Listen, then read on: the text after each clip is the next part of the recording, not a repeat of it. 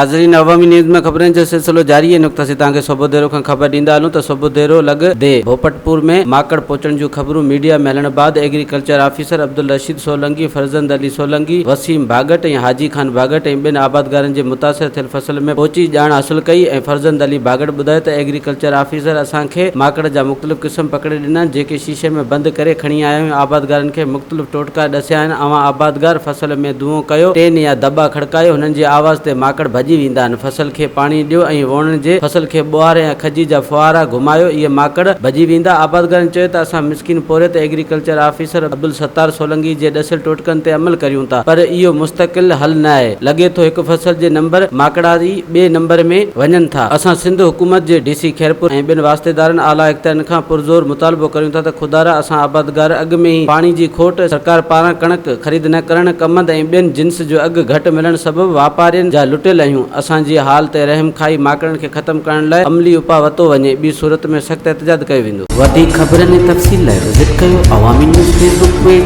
YouTube page ऐं अवामी news website.